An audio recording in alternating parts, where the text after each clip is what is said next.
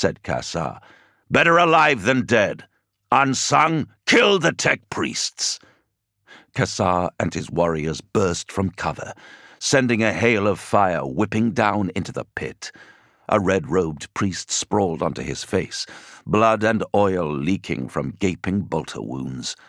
A round from Thelg's rifle threw another against the pit wall in a spray of gore. Archosaur let fly with his plasma pistol, burning a third tech priest to ash.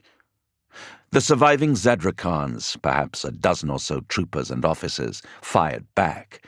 Caiaphas was clipped by multiple las bolts and driven back into cover.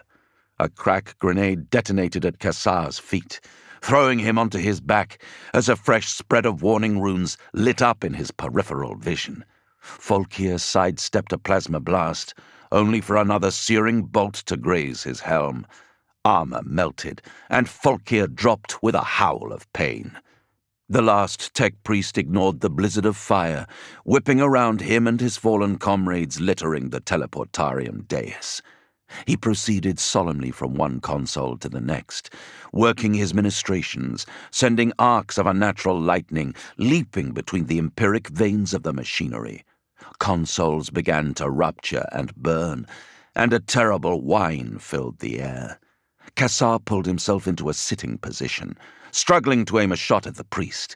His first round flew wide. His second blew out the chest of a selflessly heroic Zadrakan who threw himself into its path.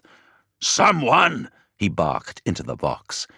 There was a flash of silver in Cassar's peripheral vision, a streak of light on metal, and a foot-long silver blade sprouted at the base of the tech priest's skull.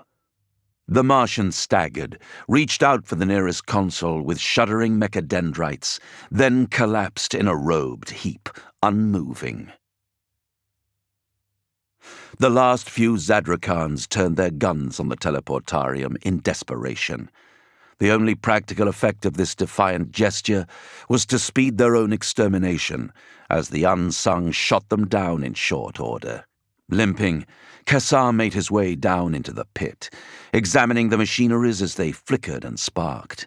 The caged lightning was dying away, the whine fading. "It's dead," he said. "It is," agreed Haltius, surveying the devastation. "Far beyond anything I could repair, before you ask." "How, then, do we proceed?" asked Markor, joining them. "This plan called for the speed of the teleportarium.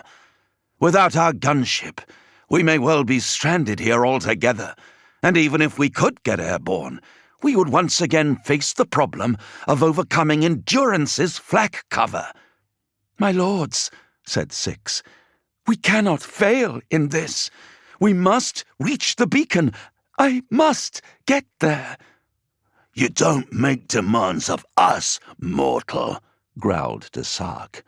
"If there's another way to reach our objective, then we'll find it. Otherwise, you stay very silent and hope we don't discard you." "How do we proceed now?" asked Cassar. "Thoughts?" "I don't know myself," said Caiaphas with relish, "but I've found someone to ask." Stooping, he grabbed one of the fallen Zadrakan officers by the arm and hoisted him off the floor. The man made a lunge for his pistol, but Caiaphas slapped the weapon away. The unsung gathered around Caiaphas and his prize, menacing figures looming in the gloom. "Ah," said Haltius to the sweating, wounded officer. "Lieutenant Delares, I presume." Flames roared, metal shuddered, harsh voices bellowed oaths to the blood god. Lit red, the interior